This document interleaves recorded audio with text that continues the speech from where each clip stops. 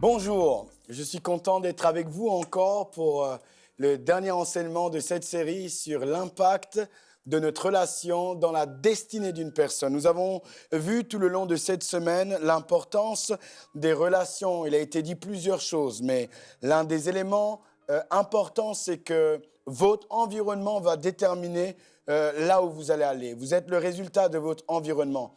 Voilà pourquoi il est très important d'apprendre à avoir autour de soi des personnes influentes, des personnes ayant la même vision que vous. Nous avons dit aussi lors de le dernier enseignement que nous avons besoin de construire nos relations parce que souvent, nous pensons qu'une relation n'est mature. Or, il y a la loi de la maturité, la loi du processus. Tout ce qui est né doit grandir. Il n'y a rien qui est mature. Nous avons besoin de rendre solides nos relations. Et ça va passer par plusieurs ingrédients qui vont amener à ce que notre relation soit vraiment solide. Nous avons vu l'exemple formidable de Ruth, comment elle va s'attacher à Naomi. Elle va dire, là où il y a ton pied, il y aura mon pied. Et nous avons vu la finalité de son histoire, c'est qu'elle va expérimenter l'excellence. Elle a porté son regard, elle s'est attachée à Naomi. Et cet attachement, cette détermination va lui permettre d'expérimenter quelque chose d'excellent. Or, on n'entend plus Orpa dans les Écritures parce elle s'était détachée de Naomi. Et j'aimerais t'encourager encore, comme nous l'avons dit hier, accroche-toi, construis dans tes relations. Ne laisse pas les choses s'arrêter ou tomber à cause de divergences, à cause d'une mauvaise vision, un mauvais langage, un comportement qui ne va pas forcément dans l'alignement de ce que tu veux. Tu dois aller plus loin, lever ton niveau par rapport à ça et t'accrocher et mettre les ingrédients pour avancer, progresser. J'aimerais lire avec vous un texte qui se trouve aujourd'hui dans le livre de 2 Chroniques. 2 Chroniques 10. 2 Chroniques 10. Je lirai à partir du verset 1. 2 Chroniques 10. Je vais lire à partir du verset 3. On l'envoya appeler alors Jéroboam et tout Israël vers Roboam. Ils lui parlèrent ainsi. Ton père a rendu notre joug dur. Maintenant allège cette rude servitude et le joug pesant que nous a imposé ton père. Et nous te servirons. Il leur dit, revenez vers moi dans 3 jours. Et le peuple s'en alla. Le roi, Roboam, consulta les vieillards qui avaient été auprès de Salomon, son père, pendant sa vie, et il dit, que conseillez-vous de répondre à ce peuple? Et voici ce qu'ils lui dirent. Si tu es bon envers ce peuple, si tu les reçois favorablement, si tu leur parles avec bienveillance, ils seront pour toujours tes serviteurs. Mais Roboam laissa le conseil que lui donnaient les vieillards.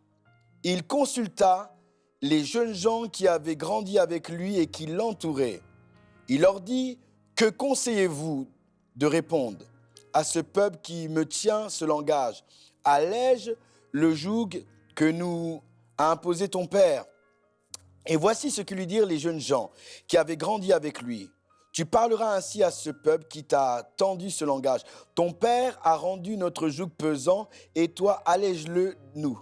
Tu leur parleras ainsi. Mon petit doigt est plus gros que les reins de mon père. Maintenant, mon père vous a chargé d'un joug pesant et moi, je vous le rendrai plus pesant. Mon père vous a châtié avec des fouets et moi, je vous châtierai avec des scorpions. Amen. Donc, c'est un texte qui est intéressant où nous voyons un roi qui va entendre les recommandations d'un peuple qui contrôlait, dont un peuple qui était sous le joug de son père. Et la Bible va nous dire qu'il va aller consulter les personnes qui évoluaient avec son père pour connaître leur avis sur l'attitude qu'il devait développer par rapport à la requête. Il va non seulement consulter les vieillards qui ont travaillé longtemps avec son père, mais il va aussi consulter les jeunes gens qui avaient grandi avec lui. Et la finalité, c'est qu'il va plus écouter les jeunes gens qui avaient évolué avec lui. Et je voudrais vous entretenir aujourd'hui sur les différentes phases de notre relation. Les différentes phases de notre relation. Vous voyez, dans ce texte-là, nous voyons un jeune homme qui va être intronisé en tant que roi. Ça veut dire qu'il va rentrer dans une sphère d'influence différente, on peut même dire dans un niveau aussi supérieur. Et ce qui est très important souvent, que nous négligeons, nous en tant qu'enfants de Dieu, c'est de comprendre que dans nos relations, il y a plusieurs phases. Et il est important pour nous de discerner dans quelle phase nous nous trouvons dans notre relation. Souvent, je vois des personnes venir à l'église ensemble et les gens pensent que parce qu'ils sont venus dans le Seigneur ensemble, ils doivent aussi vivre leur vie chrétienne ensemble, évoluer ensemble pendant toute leur vie chrétienne. Or, il y a des phases. Il y a des changements et il est important de reconnaître, voilà, c'est vrai que j'ai évolué avec cette personne pendant 2 ans, pendant 3 ans, mais est-ce que Dieu veut encore que je puisse évoluer avec cette personne? Parce qu'il y a des phases dans nos relations, il y a des phases dans notre amitié que nous devons reconnaître. Si on ne les reconnaît pas, nous allons faire n'importe quoi. Je connais des gens où, naturellement, nous avons grandi, on avait les mêmes centres d'intérêt, mais à un moment donné, nous allons changer notre vision ou nos centres d'intérêt. À partir de là, il va y avoir comme un changement relationnel. Je vais me connecter à d'autres personnes et cette personne va aussi se connecter à d'autres personnes pour dire que nous évoluons dans notre relation en fonction aussi des standards de Christ manifestés dans nos vies. Je peux être ami avec quelqu'un pendant très très longtemps, mais cette personne-là doit aussi évoluer avec moi.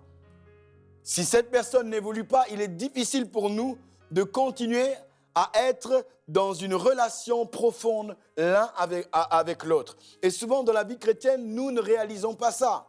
J'ai besoin de grandir, mais mes relations ont besoin de grandir aussi. Et j'ai besoin de comprendre les phases de mes relations avec les gens. Je sais qu'il y a différents types de phases, différents types de périodes. Et souvent, les phases de notre relation sont liées à notre capacité de manifester Christ, mais aussi à la manifestation de notre ministère et de ce que Dieu nous a demandé de faire. Je me souviens, lorsque je suis arrivé au Seigneur, j'étais vraiment très proche de mon frère et notre pasteur va créer une circonstance pour que nous ne puissions pas forcément être en communion ensemble. Pourtant, on s'entendait bien, mais on avait besoin chacun d'expérimenter Christ d'une manière différente et de pouvoir se retrouver. Et des fois, les gens ne comprennent pas que même dans leur relation, il y a des phases, il y a du changement en fonction de la saison dans laquelle ils se trouvent.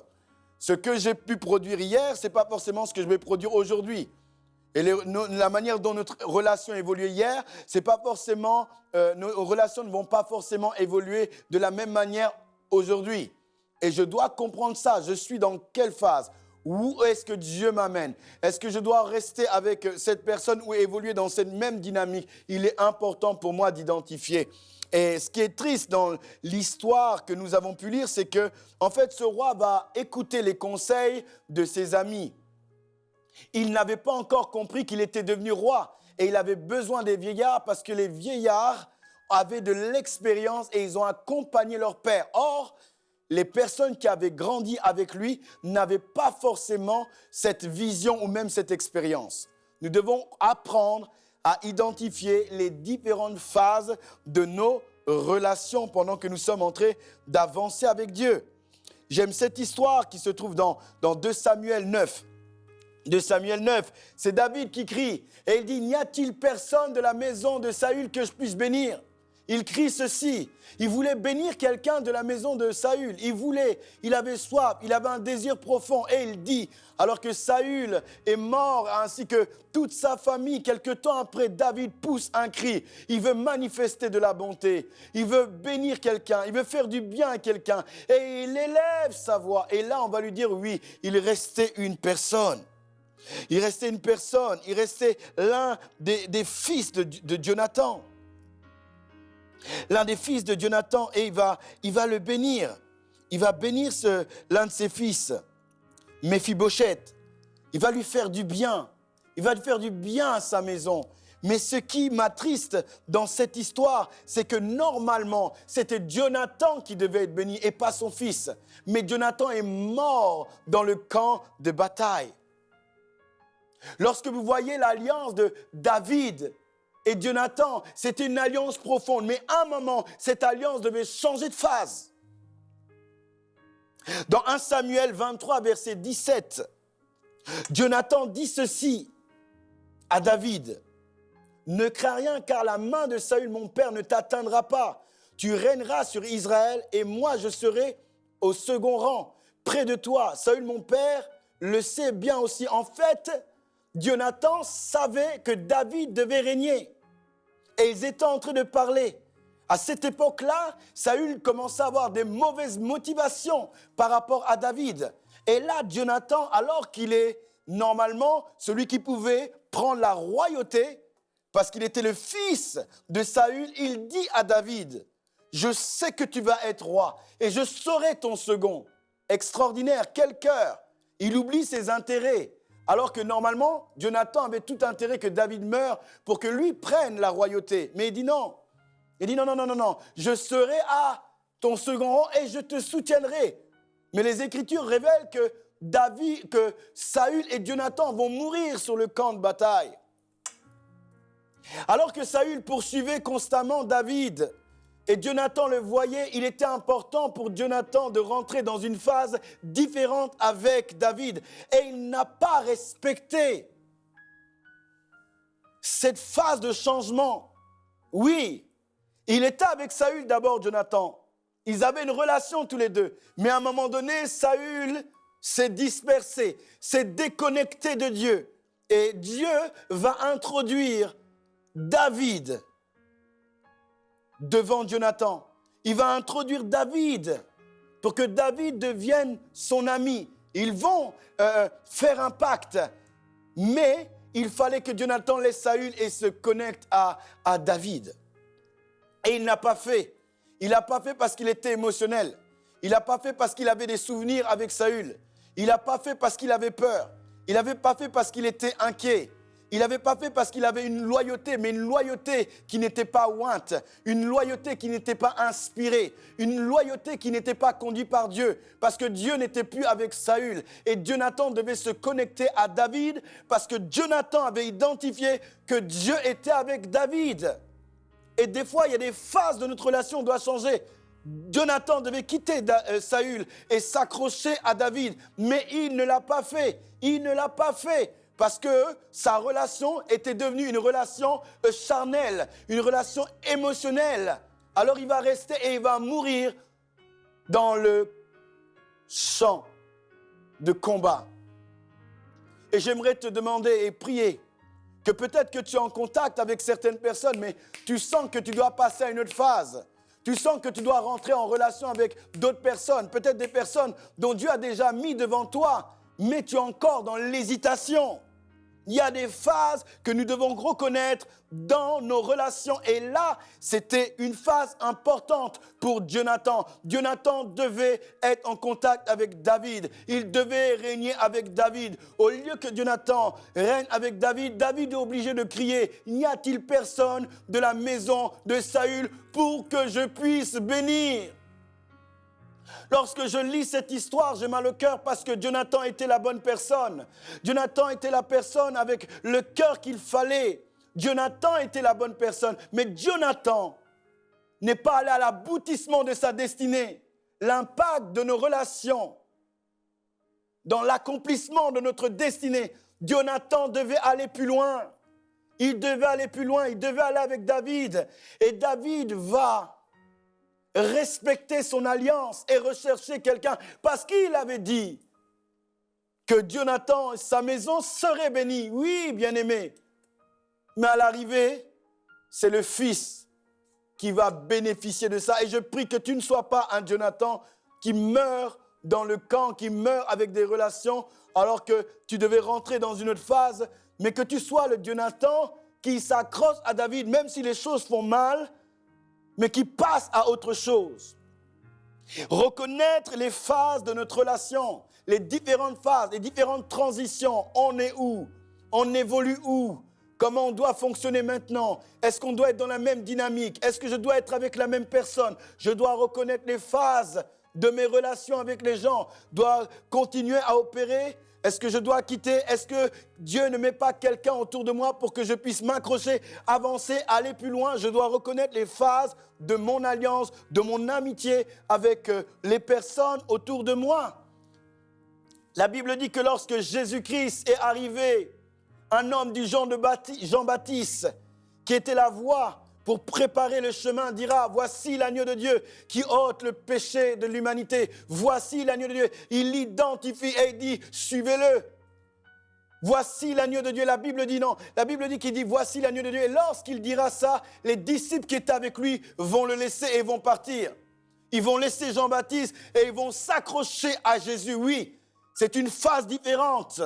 Et lorsque les gens sont venus se plaindre, un peu plus loin, Jean-Baptiste dit, oui, celui que tu as présenté auprès du Jourdain, tous vont à lui. Il dit, mais qu'est-ce que je voulais que je fasse? C'est lui qui vient d'en haut. Et moi, je suis l'ami de l'époux. Et lorsque j'entends l'époux parler, je suis dans la joie. En fait, vous n'avez pas compris que la dernière fois, je vous ai donné de comprendre que là, il y a une autre phase. Je vous ai conduit pendant longtemps, mais il y a quelqu'un qui est plus grand que moi, dont je ne suis pas capable même de délier ses souliers. C'est lui, suivez-le. Et il a pointé du doigt. Et certains disciples sont partis. C'est une phase de transition. Il les a laissés pour se connecter à Christ, pour se connecter à Jésus. Dans quelle phase tu es dans tes relations? Comment tes relations avancent? Est-ce qu'ils avancent dans l'excellence? Est-ce que tu es en train d'augmenter? Est-ce que tu es en train d'exceller? Est-ce que tes standards progressent et les gens autour de toi progressent? Dieu n'a-t-il pas mis quelqu'un autour de toi pour que tu puisses avancer? Dieu n'a pas-t-il mis quelqu'un pour t'amener à être davantage productif? Ne sois pas comme Jonathan. Avec un bon cœur, quelqu'un de sympathique, mais de tellement éloigné de la réalité de Dieu. Bien-aimés, nous voyons cela dans l'Église, dans nos vies, dans notre environnement. Nous devons comprendre que oui, comme il a été dit, nous devons construire notre relation. Mais dans notre relation, il y a plusieurs phases que nous devons comprendre. Les Écritures nous disent, oui, que dans Acte 15, Barnabas va partir et Silas va arriver. On ne va plus entendre parler de Barnabas. Il ne s'est pas entendu avec Paul, c'était difficile. Mais ensuite, nous allons voir maintenant Silas opérer. Nous allons voir des exploits qu'ils vont faire. Oui, des fois, il y a des gens qui sortent de tes relations, mais Dieu amène d'autres personnes. Ce sont des phases qui sont associées aussi à notre vocation, à notre destinée. Pendant que quelqu'un est en train de pleurer, Barnabas, Dieu introduit Silas pour te dire que dans le moment que tu es en train de vivre, regarde bien autour de toi. Regarde bien ton environnement. Est-ce que Dieu n'a pas mis quelqu'un pour t'amener plus loin? Est-ce que dans tes relations, tu es en train d'évoluer, tu es en train de progresser? Dans quelle phase tu es? Des fois, j'aime rester comme ça avec certains amis et discuter et parler. Nous sommes en train de construire notre relation, mais on en est où? Est-ce que notre langage doit être toujours pareil? Est-ce que notre attitude doit être toujours pareille? Est-ce que notre manière de réfléchir sur certains domaines doit être toujours pareille? Ou Dieu nous amène à une autre phase? Ou au lieu de parler peut-être d'un village, nous parlons d'une ville. Ou peut-être, au lieu de parler d'une ville, nous parlons d'une nation. Ou nous parlons des nations. Dans quelle phase on est dans notre relation? Parce que c'est très important. Si nous ne respectons pas les phases, nous risquons de vivre comme Jonathan, mourir sur le champ de bataille, parce que nous n'avons pas respecté, nous n'avons pas pu identifier là où je suis. Et des fois, la familiarité nous empêche de bien identifier dans quelle phase on est, dans quelle période on est dans notre relation. Parce que chaque relation ointe, influencée, est là pour nous amener dans l'excellence. Mais comme nous l'avons dit, il y a la construction, il y a la maturité aussi de nos relations. Donc, la question que nous devons nous poser, quelle est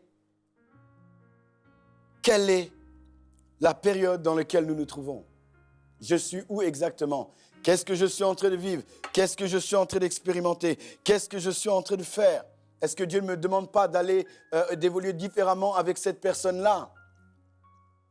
Est-ce que Dieu ne veut pas que maintenant, je suis en train de rentrer dans une phase? Non, que je délaisse quelqu'un.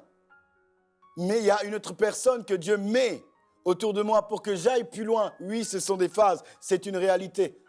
Où je suis en train d'évoluer avec quelqu'un, on est en train d'évoluer. Et pendant qu'on est en train d'évoluer, Dieu est en train de nous éduquer. Et notre manière d'évoluer ensemble change. Parce qu'on est rentré dans une autre phase. On est rentré dans une autre période. J'aime Jean et Pierre. Ils étaient avec Jésus dans une période d'observation où ils voyaient Jésus guérir des malades, Jésus ressusciter les morts. Jésus les a amenés à Gethsémane et ils ont vécu leur amitié, leur relation comme ça pendant longtemps. Mais dans Acte 3, leur relation change. Ils rentrent dans une phase différente. Ils rentrent dans cette phase qui consiste maintenant à libérer leur monde et à guérir les malades. Ils sont ensemble, ils rentrent dans le temple. Ils voient cette personne qui était au bord du chemin. La Bible dit que Jean et Pierre, ils le regardent. Et ils commencent à expérimenter le miracle ensemble. Ils lèvent ce boiteux ensemble. Ils sont rentrés dans une phase différente. On ne les avait pas envoyés comme dans les évangiles. Ils ont fait les choses ensemble. Dans les évangiles, Jésus décentralise son autorité sur les apôtres et ils opèrent. Mais dans Acte 3, ils sont ensemble et ils voient ce boiteux. Personne ne leur dit de le faire, mais ils sont dans une phase où ils comprennent que le monde doit découvrir Christ. Le monde doit découvrir la puissance de Dieu. Ils sont dans une autre phase et ils commencent à opérer d'une manière différente. Et la Bible dit que ce boiteux qui était malade retrouve la guérison. Où en es-tu dans tes relations? Dans quelle phase? Est-ce que tu es encore dans la peut-être chambre haute? Est-ce que tu es sorti de là? Dans quelle phase? Tu dois identifier, tu dois analyser avec cette relation, voilà où on en est. On doit maintenant rentrer dans autre chose. On doit maintenant évoluer différemment. Il y a un langage qu'on ne peut plus avoir. Il y a une vision qu'on ne peut plus avoir. On rentre dans une autre phase. Parce qu'on doit évoluer. On ne peut pas rester toujours au même endroit à faire la même chose lorsque Christ est en train de croître en nous. Et il est important de découvrir différentes périodes dans lesquelles nous nous trouvons. Jean-Baptiste a dit, voici, les disciples sont partis. C'est une phase différente. Maintenant, allez là-bas. Dieu veut te dire et identifier peut-être quelqu'un avec qui tu vas te connecter et évoluer. Ou le Seigneur veut te dire, dans tes relations, actuellement, tu es dans quelle phase? Est-ce que tu restes accroché au passé? Est-ce que tu continues à parler de ce que tu étais en train de parler au début? Ou est-ce que tu comprends que Dieu t'amène autre part avec la personne avec qui tu évolues? Ne sois pas dans la distraction ou aveuglé, mais sois sensible à ce que Dieu veut te communiquer.